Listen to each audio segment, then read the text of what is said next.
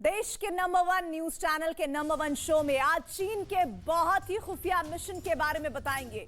Xi Jinping ने Taiwan पर हमला करने से पहले एक सीक्रेट जासूसी मिशन का ऑर्डर दिया है ताकि ये पता चल जाए कि ताइवान चीन की पहली स्ट्राइक का जवाब कैसे देगा।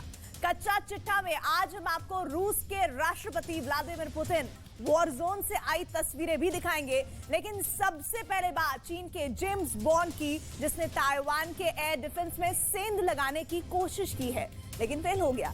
ये रिपोर्ट देखेंगे तो आपको पता चलेगा कि शी जिनपिंग चाहे एक जेम्स बॉन्ड भेजे या 10, ताइवान चीन के हर मिशन को नाकाम करने की तैयारी कर चुका है।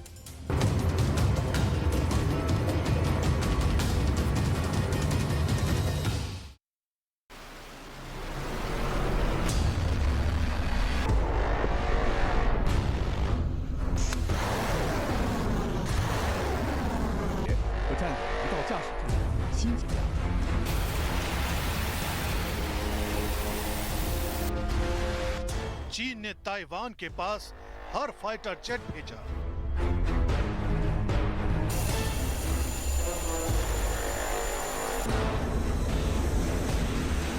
चीन ने ताइवान को कैरियर बैटल ग्रुप से डराया।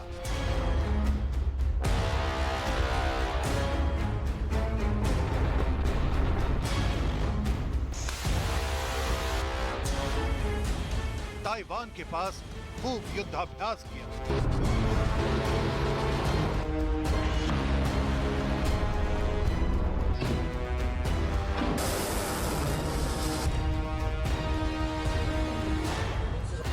चीन ने ताइवान के साथ अमेरिका और जापान को अपनी परमाणु मिसाइल भी दिखाई।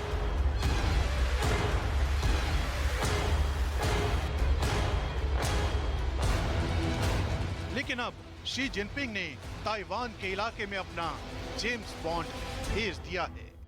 बॉन्ड यानी 007, और यही है चीन का सबसे नया हथियार।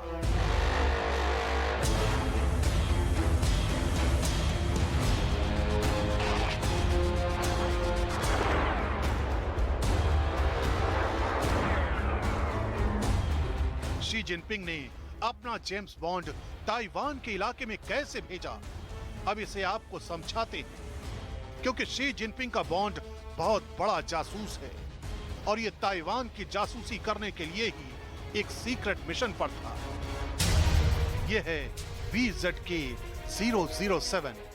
इसी को कहा जा रहा है शी जिनपिंग का बहुत ही खुफिया हथियार। देखने में बहुत आम सा जहाज, लेकिन इसकी एक उड़ान ने कैसे ताइवान को परेशान कर दिया। कैसे ताइवान की दहलीज पर पहुंचकर इसने सैन्य अड्डों की टोह लेनी चाहिए, इसकी पूरी डिटेल बहुत गौर से देखिएगा।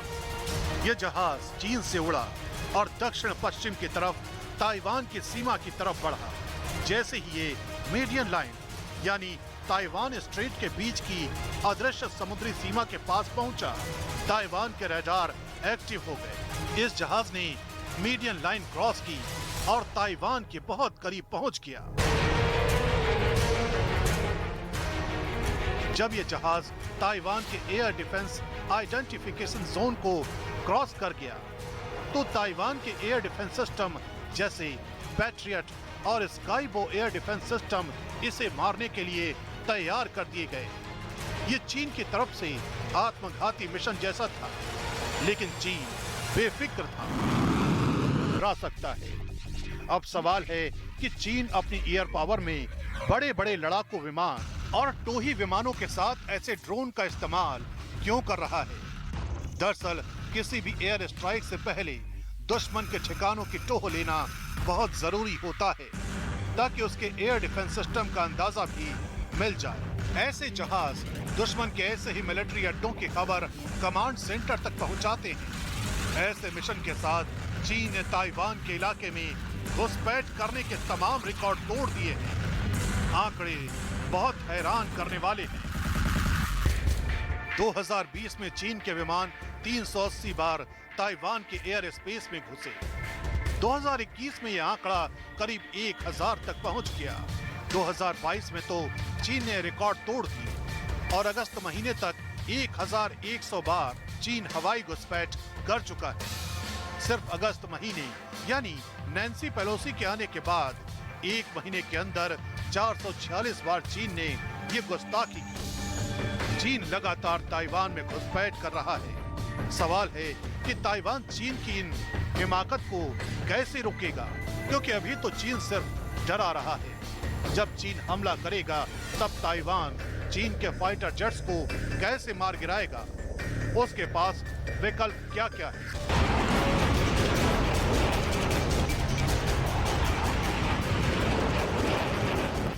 चीन के हवाई हमले को रोकने के लिए ताइवान के एयर डिफेंस सिस्टम 24 घंटे हाई अलर्ट पर है।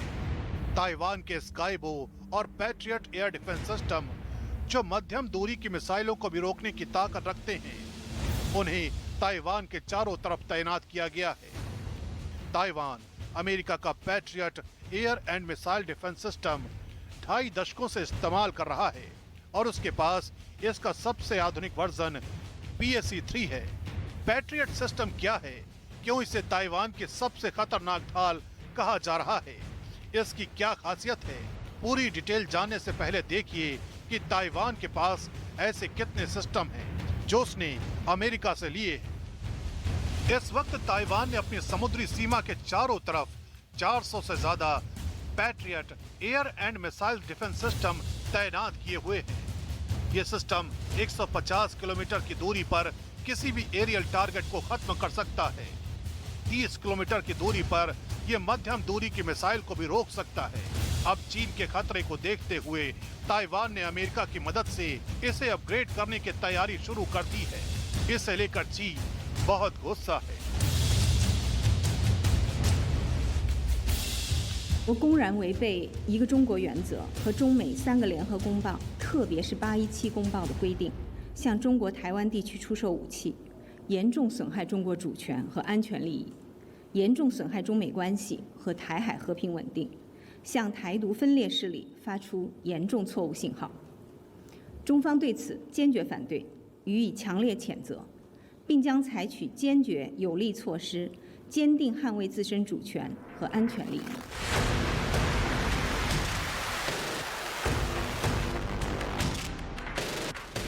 अब चीन के बढ़े हुए गुस्से की वजह देखिए। दुनिया भर में ये बात फैल चुकी है कि ताइवान को अमेरिका से 9,000 करोड़ रुपए के हथियार मिलने वाले हैं। ताइवान को नए हथियार दिए जाने की बात ऐसे वक्त में हो रही है जब चीन ने ताइवान पर हमले का मन बना लिया है। चीन कब ये हमला करेगा इसका सटीक अंदाजा नहीं है, लेकिन उसकी तैयारी पूरी है, ये दुनिया जानती है। बस बीजिंग में बैठे मिलिट्री कमांडर्स जानते हैं कि हमले का सही वक्त क्या होगा। ताइवान को मिलने वाले नए हथियारों को लेकर कुछ इंटरनेशनल सुर्खियां देखी। जर्मनी से डॉचे वेले में ये खबर हेडलाइन बनी।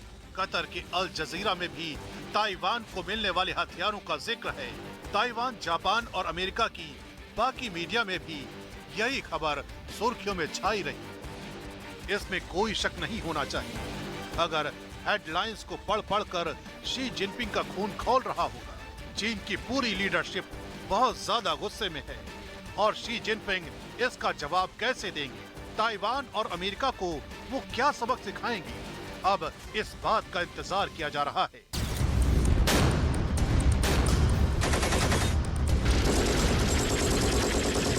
सवाल ये कि ताइवान चीन का मुकाबला कैसे करेगा? चीन को रोकने के लिए ताइवान के पास क्या है?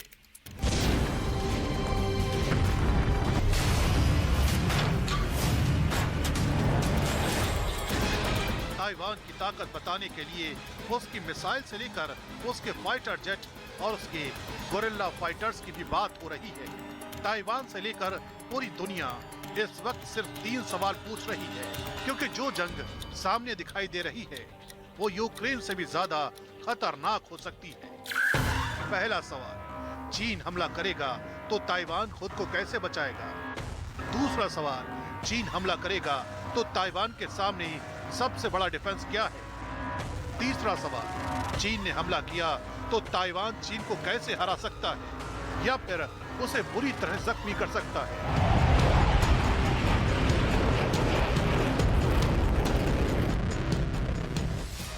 को रोकने के लिए ताइवान ने हार्पून मिसाइल तैनात कर दी है। इसकी रेंज 250 किलोमीटर से ज्यादा है।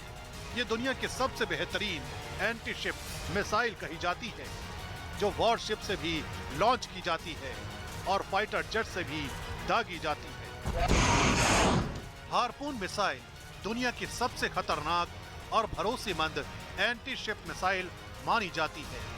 ताइवान के F-16 वाइपर ऐसी ही मिसाइल से लैस कर दिए गए हैं ताकि समंदर में चीन के वॉरशिप को टारगेट बना सके। अगर ये मिसाइल F-16 से लॉन्च की गई तो समझ लीजिए कि चीन के जंगी जहाजों के पास बचने का रास्ता नहीं होगा और इस मिसाइल के हिट करने के बाद उनका डूबना तय है।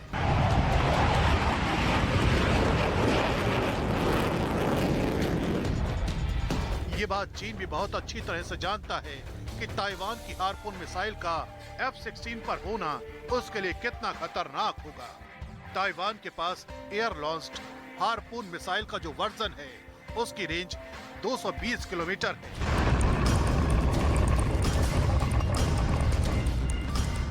हार्पून ऐसी मिसाइल है जो चीन के जंगी जहाजों को ताइवान से दूर रख सकती है, क्योंकि अगर ऐसी मिसाइल को कई विमानों से एक साथ लॉन्च किया गया तो ये स्वार्म अटैक की तरह चाइनीज वॉरशिप की तरफ बढ़ेगी और फिर उसके पास खुद को बचाने का कोई रास्ता नहीं होगा। ये मिसाइल समंदर से चंद मीटर ऊपर से गुजरते हुए दुश्मन के जहाज पर अटैक करती है। ऐसे में इस मिसाइल को ट्रैक करना और उसे एयर डिफेंस के जरिए खत्म करना आसान नहीं होगा। वैसे अंदर की खबर यह है कि चीन ने फिशिंग बोट्स के जरिए छोटे छोटे ग्रुप में ताइवान पर हमले का प्लान बनाया है ताकि ताइवान को इसकी भनक कम से कम लग पाए। लेकिन ताइवान ने कोस्ट गार्ड को इसके लिए अपनी तैयारियों का लेवल बहुत हाई रखने के लिए ऑर्डर जारी कर दिए हैं। ताइवान के कोस्ट गार्ड के पास छोटे बड़े करीब 200 शिप और फास्ट बोट हैं। इनमें से कुछ शिप ऐसे हैं जिन पर एंटी शिप मिसाइल भी लगी हुई है, यानी ये जहाज चीन की नौसेना को पहला जवाब देने की ताकत रखते हैं। कुल मिलाकर चीन की नेवी ताइवान के चारों तरफ फैली हुई है। चीन के जंगी जहाज ताइवान के आसपास मंडरा रहे हैं और किसी भी वक्त घुसपैठ कर सकते हैं। ऐसा ताइवान को भी मालूम है। चीन का हमला किसी भी वक्त हो सकता है और ताइवान इसके लिए पूरी तरह से तैयार है। ताइवान में चीन को रोकने के लिए 3 लेवल डिफेंस तैयार है। पहला है चीन को समंदर में रोक लिया जाए, उसके जहाजों को मिसाइलों से निशाना बनाया जाए। दूसरा है चीन की फौज ताइवान के तट पर उतरती है तो उसको वहां काउंटर किया जाए, तोप के गोले बरसाए जाएं। तीसरा है जो सबसे खतरनाक युद्ध, यानी ताइवान के शहरों में चीन की फौज के साथ गुरिल्ला युद्ध लड़ा जाए।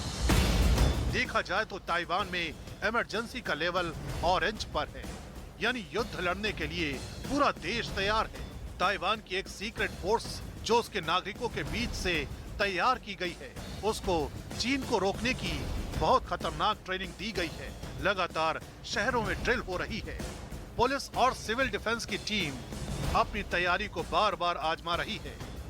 इसलिए ये हफ्ता चीन और ताइवान के बीच जारी तनाव को लेकर बहुत खतरनाक साबित हो सकता है, क्योंकि अगस्त तो किसी तरह बिना युद्ध के बीत गया, लेकिन सितंबर में चीन अपने पिछले 1 महीने की तैयारी के बाद युद्ध वाला बटन दबा सकता है। शी जिनपिंग इस वक्त बस सही वक्त का इंतजार कर रहे हैं और सितंबर का पहला हफ्ता उनकी घरेलू राजनीति और कम्युनिस्ट पार्टी के अंदर दबदबा कायम रखने के लिए सही टाइम साबित हो सकता है।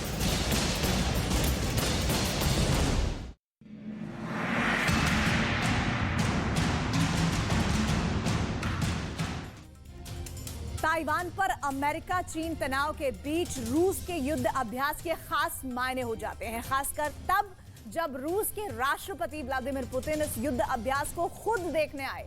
राष्ट्रपति पुतिन ने वोस्टॉक 22 वॉर ड्रिल को लाइव देखा और उसके बाद उनके मुस्कुराते चेहरे की एक तस्वीर आई और अब इस खुशी का मतलब पूरी दुनिया जानना चाह रही है। राष्ट्रपति पुतिन की इस मुस्कुराहट के पीछे क्या राज है, ये तो कोई नहीं जानता, लेकिन एक बात साफ है कि पुतिन अब एक नए युद्ध की तैयारी कर चुके हैं।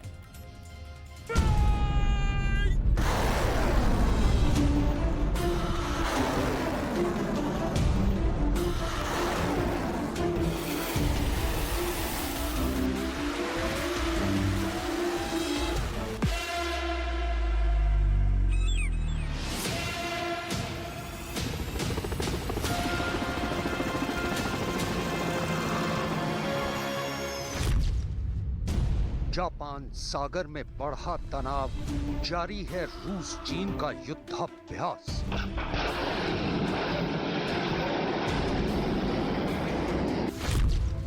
जापान सागर में रूस चीन का शक्ति प्रदर्शन।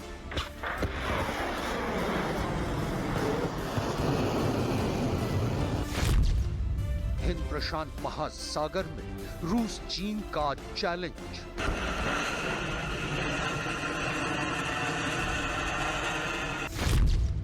थर्ड वर्ल्ड वॉर कराएगा रूस चीन का वॉर गेम।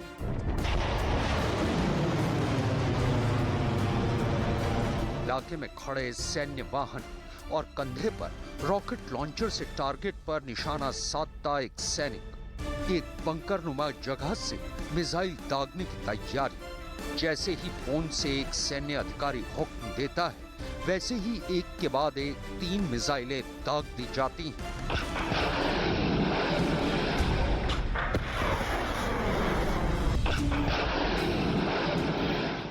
समंदर की लहरों पर तैरता एक युद्धपोत। अचानक इस युद्धपोत के डेक से मिसाइलें दाग दी जाती हैं। ये तमाम तस्वीरें रूस के वोस्टॉक 22 वॉर एक्सरसाइज की हैं।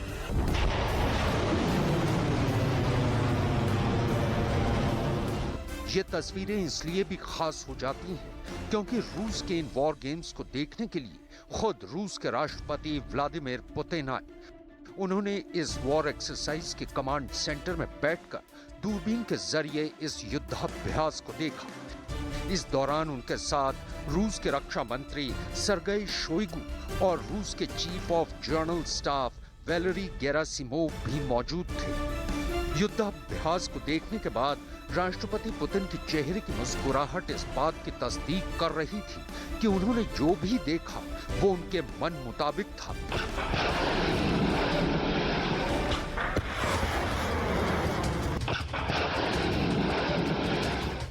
जापान सागर में रूस और चीन की नौसेनाओं के जंगी जहाजों का बेड़ा। रूस और चीन फिलहाल अपने 60 जंगी जहाजों के साथ जापान सागर में एक बड़े युद्धाभ्यास के जरिए एशिया में अमेरिका और उसके सहयोगी देशों के सामने अपना शक्ति प्रदर्शन कर रहे हैं। ये तस्वीरें रूस और चीन के उसी पावर प्ले की तस्दीक कर रही हैं। कहने को तो रूस अपना सालाना वोस्टॉक 22 वॉर ड्रिल एक्सरसाइज कर रहा है, लेकिन पूरी दुनिया जानती है कि जिस तरह इस वक्त ताइवान को लेकर अमेरिका और चीन में ठनी हुई है, यह युद्धाभ्यास खास तौर पर अमेरिका के लिए एक चेतावनी है। चेतावनी कि चीन अकेला नहीं है। वोस्टॉक 22 युद्धाभ्यास के दौरान रूस की नौसेना के जंगी जहाज लाइव फायर ड्रिल कर रहे हैं और अपने टारगेट पर रॉकेट और गोलियां बरसाती ये रूस के डिस्ट्रॉयर मार्शल स्पाशनिकोव की तस्वीरें हैं। ये रूस की नौसेना का एंटी सबमरीन अटैक हेलीकॉप्टर है, जिसकी उड़ान के जरिए रूस समंदर में अपनी ताकत की नुमाइश कर रहा है। Самое грозное оружие, я скажу, что в принципе любое, вот, да, которое позволяет, скажем так, нам применять его абсолютно в любых условиях, то есть все зависит от обстановки на театре боевых действий. रूस के रक्षा मंत्रालय ने खास तौर पर अपने डिस्ट्रॉयर पर तैनात क्रू की तस्वीरें जारी की हैं कि जंग की सूरत में वो अपने दुश्मन को किस तरह चुटकियों में नेस्त नाबूद कर देगा। रूस के रक्षा मंत्रालय के मुताबिक इस वॉर एक्सरसाइज का मकसद दुश्मन के हवाई हमले को नाकाम करना और दुश्मन की सबमरीन की पहचान कर उसको निशाना बनाना था। ताइवान संकट के बीच जिस तरह रूस और चीन और उनके मित्र देशों की नौसेनाओं के जंगी जहाज जापान सागर में लाइव फायर ड्रिल कर रहे हैं, उसकी वजह से भी इस इलाके में तनाव बढ़ता जा रहा है। जापान के रक्षा मंत्रालय के मुताबिक चीन और रूस की नौसेनाओं के 6 युद्धपोतों ने जापान सागर में मशीन गन से गोलियां बरसाई हैं और तोप के गोले दागे। रूस के मीडिया की एक रिपोर्ट के मुताबिक रूस और चीन की सेनाओं ने यह युद्धाभ्यास कुरियल द्वीप समूह के पास किया। जापान की नौसेना ने इस बात की पुष्टि की है कि रूस के 3 फ्रिगेट्स और 3 जंगी जहाज जापान के सबसे उत्तरी प्रांत होक्काइडो के केप कामुई के पास से गुजरे थे और इसमें चीन के जंगी जहाजों में शामिल उसका एक शक्तिशाली डिस्ट्रॉयर भी था। 9月3日午後3時ごろ、海上自衛隊は北海道カムイ岬の西約190キロの海域において、中ロ海軍艦艇6隻が順に洋上へ機関銃による射撃を実施したことを確認しました。この海域は先般、日本海に設定された航行警報海域であり、我が国の EEZ の外側で射撃を実施しているのを確認しました。その後、これら中ロの艦艇は宗谷海峡を通信したことを確認しています。 जापान के रक्षा मंत्रालय के मुताबिक इस युद्धाभ्यास में शामिल 6 युद्धपोतों ने जापान के द्वीप के पास मशीन गन से गोलीबारी की और उसके बाद ये सभी युद्धपोत सोया स्ट्रेट से गुजरे और सी ऑफ ओखोटस्क में पहुंच गए। जापान का कहना है कि वो रूस और चीन की इस लाइव फायर ड्रिल पर नजर रखे हुए है। मतलब साफ है कि जापान सागर में रूस और चीन के युद्धाभ्यास ने जापान की टेंशन बढ़ा दी है। चूंकि सेनकाकू द्वीप समूह को लेकर जापान और चीन के बीच रिश्ते तल्ख चल रहे हैं, तो वहीं जापान और रूस के बीच कुरियल द्वीप समूह को लेकर विवाद है। लिहाजा जापान बड़े करीब से रूस और चीन के इस युद्धाभ्यास पर नजर रख रहा है। 我が国としては引き続きこれらの艦艇の動きを重大な関心を持って注視をし、我が国周辺海域における警戒監視活動等に万全を期す考えであります。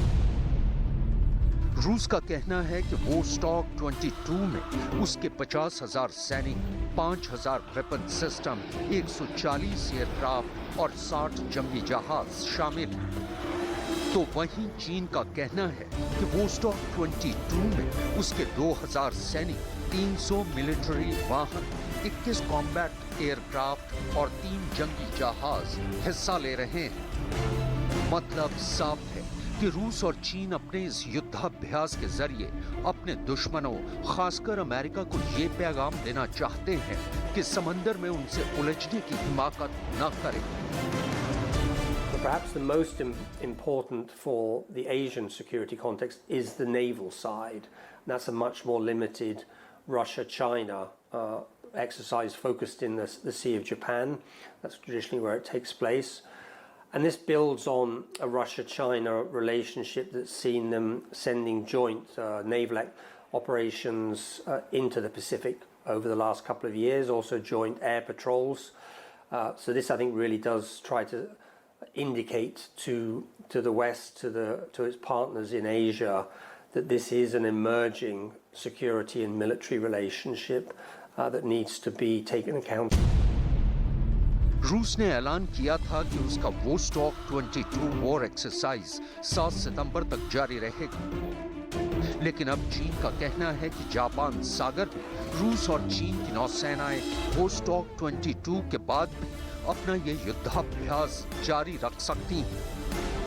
फिलहाल वो स्टॉक 22 वॉर ड्रिल में चीन की नौसेना के type 055 destroyer Nanchang, type 054 guided missile frigate Yancheng और टाइप 903A सप्लाई शिप डोंगपिंगहू हिस्सा ले रहे हैं। राजनीतिक विश्लेषकों के मुताबिक आज की तारीख में चीन रूस के मुकाबले कहीं ज्यादा शक्तिशाली है। और आज चीन को रूस की नहीं, अलबत्ता रूस को चीन की जरूरत है। लेकिन यूक्रेन जंग पर रूस को समर्थन देने और ताइवान पर जबरन कब्जे की अपनी धमकी के मसले पर चीन अंतर्राष्ट्रीय स्तर पर फंस चुका है, लिहाजा उसे भी रूस की जरूरत है। China's been getting much stronger militarily, but certainly economically. I mean, it's many times more economically powerful than Russia. But the two countries agreed to, in a way, disguise that imbalance by saying that they're both sovereign equals. But with Russia becoming weaker as a result of the Ukraine war, it's become more reliant on China. It now has only one of two markets to sell some of its goods, particularly its energy products, so it has to sell those to China. So actually coming out of the Ukraine war, I think we're going to see that Russia is much more of a junior partner to China. China is clearly going to be setting the agenda more and more. It may be actually demanding more of Russia. दरअसल Vostok 22 के जरिए रूस ये दिखाने की कोशिश कर रहा है कि यूक्रेन में युद्ध में उसके सैनिकों के भाग लेने के बावजूद उसके पास पर्याप्त सैन्य ताकत है। और रूस का ये युद्धाभ्यास इसलिए भी अहम माना जा रहा है क्योंकि ये यूक्रेन जंग के दौरान हो रहा है। और इसके अलावा चीन खुद भी हिंद प्रशांत महासागर इलाके में लगातार लाइव फायर ड्रिल कर रहा है। रूस और चीन के युद्धाभ्यास की इन तस्वीरों को देखने के बाद दुनिया को ये डर सताने लगा है कि कहीं ये war games third world war में न तब्दील हो जाए।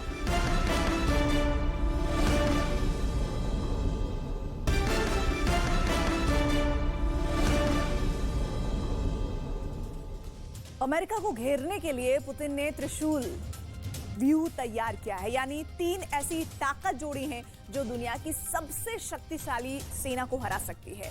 इस त्रिशूल व्यू को बनाने में दुनिया के उस खतरनाक शख्स ने मदद की है जिसको दुनिया मिसाइल मैन के नाम से जानती है। ये त्रिशूल अमेरिका को बहुत चुभ रहा है। आखिर क्यों पूरी दुनिया बड़े पैमाने पर हथियारों का उत्पादन करने की तैयारी कर रही है? आखिर क्या है ये पुतिन का त्रिशूल व्यू? देखिए हमारी स्पेशल रिपोर्ट।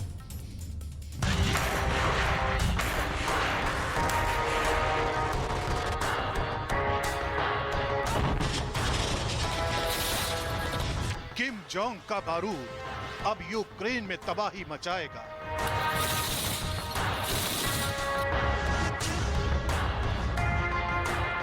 किम जोंग के रॉकेट अब यूक्रेन को दहलाएंगे।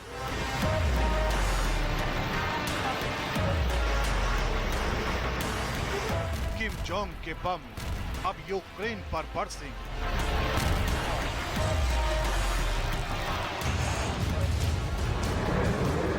अमेरिका का सबसे बड़ा दुश्मन अब पुतिन के साथ यूक्रेन की जंग में कूद रहा है।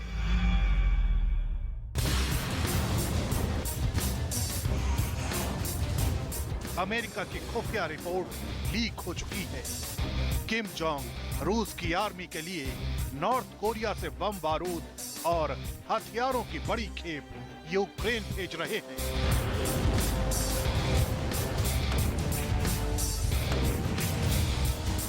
क्या पुतिन के हथियारों के जखीरे में कमी हो गई है या फिर पुतिन अपनी कूटनीति के तहत नॉर्थ कोरिया को यूक्रेन की जंग में धकेलने की धीरे धीरे प्लानिंग कर रहे हैं?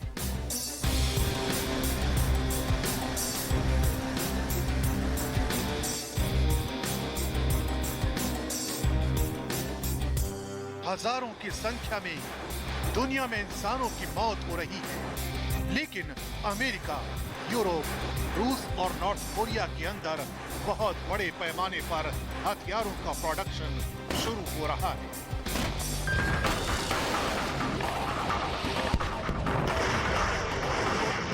लेकिन यूरोपियन यूनियन ने पहली बार इस बात को कबूल किया है कि यूक्रेन में रूस के खिलाफ जंग लड़ते लड़ते यूरोप के देशों के हथियार ही खत्म होते जा रहे हैं।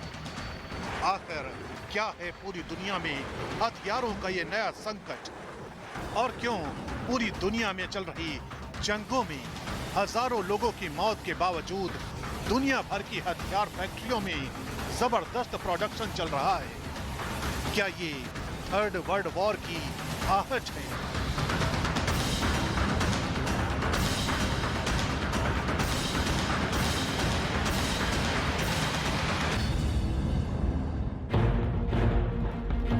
रूस का रक्षा मंत्रालय यूक्रेन में चल रही लड़ाई में हथियारों की कमी को पूरा करने के लिए किम जोंग उन से मदद लेने जा रहा है। वॉशिंगटन की एक खुफिया रिपोर्ट का खुलासा हुआ है कि रूस की सेना के हथियार खत्म हो रहे हैं क्योंकि तमाम देशों ने युद्ध के हथियार बनाने वाले छोटे छोटे जरूरी सामान रूस को देने पर प्रतिबंध लगा दिया है। इस वजह से रूस के पास हथियारों की कमी हो रही है। अमेरिका के खुफिया अधिकारियों को लग रहा है कि रूस किम जोंग उन से और ज्यादा सैन्य उपकरण खरीदने पर विचार कर सकता है, जिसमें रॉकेट जैसे खतरनाक हथियार भी शामिल हैं।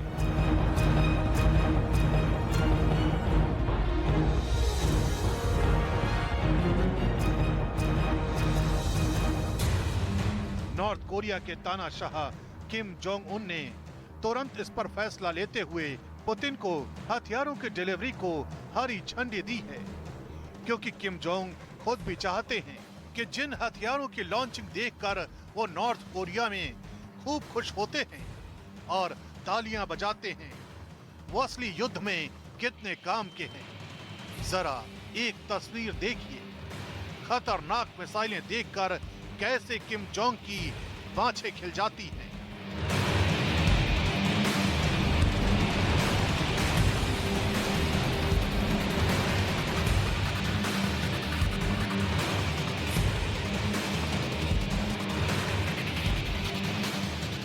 रूस को हथियारों की डिलीवरी करने का ये भड़काऊ फैसला किम जोंग ने उस वक्त लिया है जब अमेरिका नॉर्थ कोरिया के परमाणु हथियारों को लेकर पहले ही चिंता जता चुका है। नॉर्थ कोरिया ने इस साल 30 से ज्यादा बैलिस्टिक मिसाइलों का परीक्षण किया है।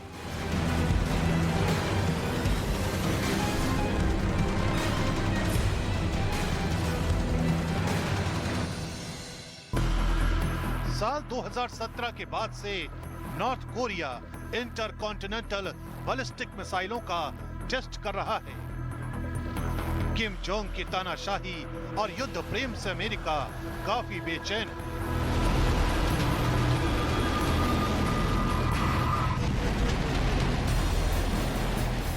किम जोंग ने ज़ेलेंस्की की चुनौती बढ़ाने का फैसला कर लिया है, जिससे ये बात भी साबित होती है कि किम जोंग के मन में अमेरिका का कोई भय नहीं है।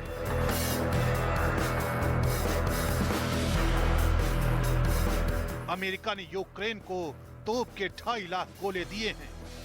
अगर यूक्रेन रोज जंग के मैदान में 1000 गोले दागे, तब भी 8 महीने तक यूक्रेन के गोले खत्म नहीं होंगे, यानी स्टॉक मौजूद रहेगा। रूस इस बात को भी समझ चुका है कि ज़ेलेंस्की अमेरिका की मदद से युद्ध को 8 महीने से भी ज्यादा खींचने की प्लानिंग बना रहे हैं। ऐसे में जरूरी है कि हथियारों का गोदाम खाली ना हो जाए। दूसरी तरफ यूरोपियन यूनियन के प्रतिनिधि जोसेफ बोरेल ने एक चौंकाने वाला खुलासा कर दिया है।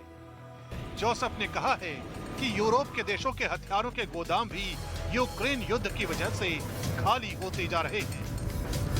The military stocks of the most member states has been, I wouldn't say exhausted, but depleted in a high proportion because we have been providing a lot of capacity to the Ukrainians. It has to be refilled. The best way of refilling is that doing that together will be cheaper. If I said many times, and I want to use this occasion in order to repeat it, if all member states use